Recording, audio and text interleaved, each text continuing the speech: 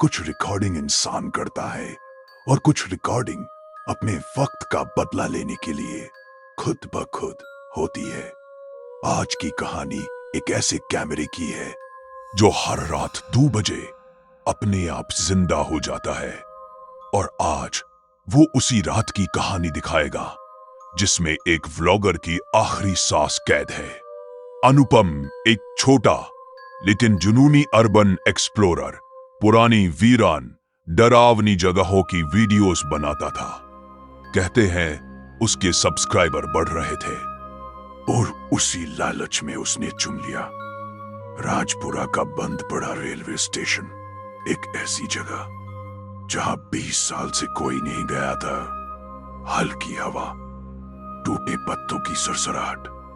अनुपम दोस्तों, आज हम एक्सप्लोर करने वाले हैं राजपुरा का पुराना स्टेशन जो गुस्से बंद है। कहते हैं यहां से कोई आखिरी बार रोता हुआ गया था। कैमरा ऑन था, लेकिन उसे नहीं पता था कि कैमरा उस रात उसके पीछे की चीजों पर ज्यादा ध्यान दे रहा था। टूटी छत, जंग लगी बेंचें और दूर कहीं ट्रेन की बहुत पुरानी सीटी जैसे किसी अतीत की प्रतिध्वनि। अनुपम, हेलो, कोई है क्या इधर? प्लेटफॉर्म पर कोई नहीं था, लेकिन रिकॉर्डिंग में एक धीमी सी आवाज आई, जैसे चूड़ियां झनक कर किसी ने उसके बिल्कुल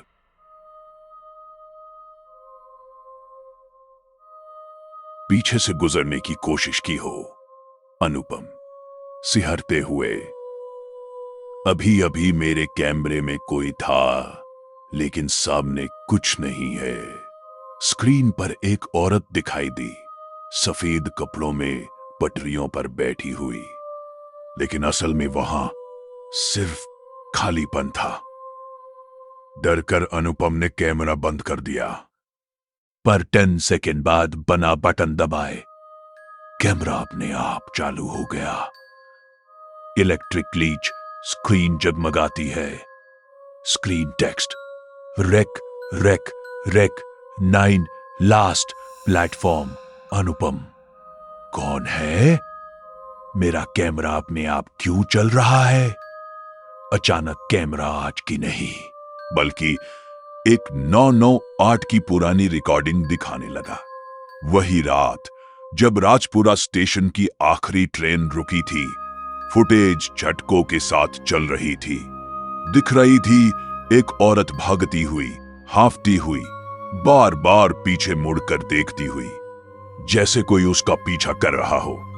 औरत की टूटी आवाज, बचाओ, कोई दो। उसका पैर पटरियों में फंस गया। लोग दूर खड़े थे, पर कोई मदद करने नहीं आया। ट्रेन आई और उसकी मौत उसी कैमरे में रिकॉर्ड हो गई। मरने से पहले महिला ने कैमरे की तरफ देखा था, सीधे जैसे किसी को ढूंढ रही हो। दो रिकॉर्डिंग एक झटके में वापस वर्तमान में लौटी। अनुपम वही खड़ा था, डर से कांपता हुआ। अनुपम दौड़ते हुए, कौन हो तुम? ये सब मुझसे क्यों दिखा रही हो? महिला अब सिर्फ कैमरे में नहीं, वो अनुपम के पीछे खड़ी थी, इतने पास कि सांसें कैमरे में रिकॉर्ड हो रही थी। उसकी आंख आधी बाहर लटकती हुई, चेहरा फटा हुआ, बाल गीले, जैसे अभी अभी किसी ने खींच कर उठाया हो।